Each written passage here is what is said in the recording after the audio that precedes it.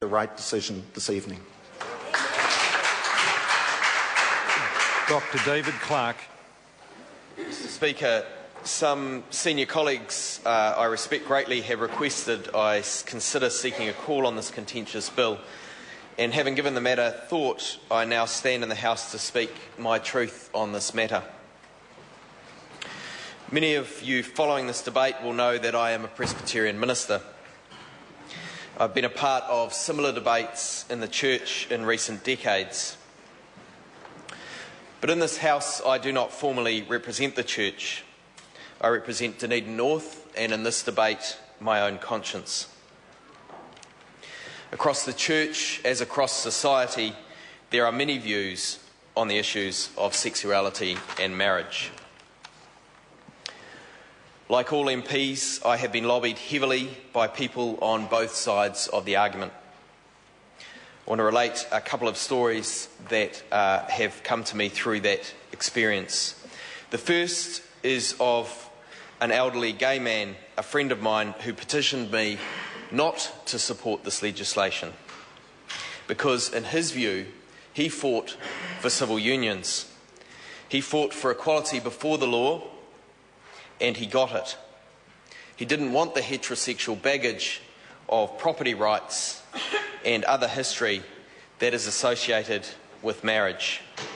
And rightly, he points to the Christian scriptures where he says there is no model for marriage that is consistent.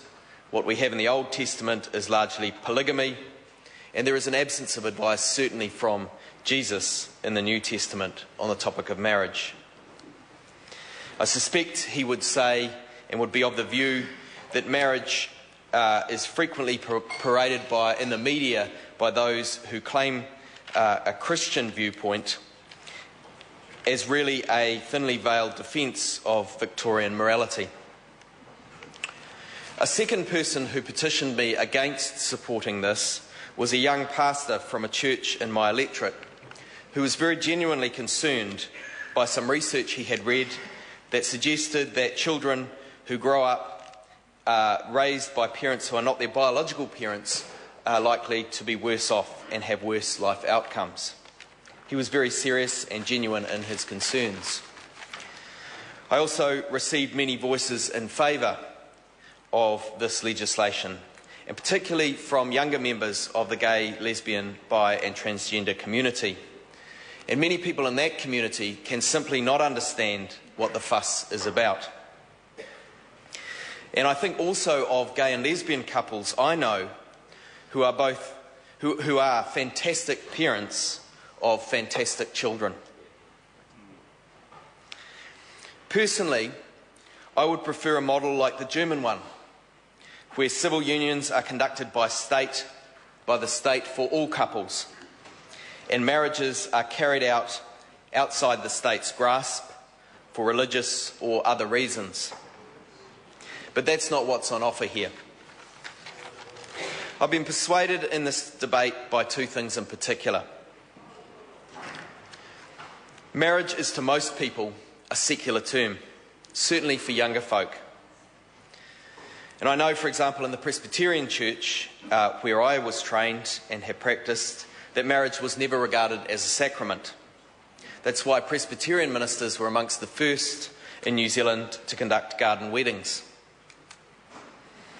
The second thing that has persuaded me is that overseas there is still discrimination against those who cannot claim marriage, who cannot tick the marriage box. The strongest support for marriage equality that I have experienced has come from the age group most likely to be engaging in marriage in the future. It is for those people who will be inheriting and carrying forward the institution of marriage that I am supporting the bill. I'm mindful that many of my colleagues from across the House who would claim a strong faith background do not support this view.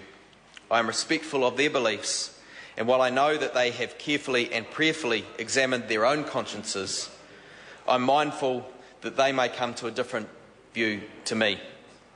My thoughts are with them and with people wrestling personally with the impact of this bill on their lives.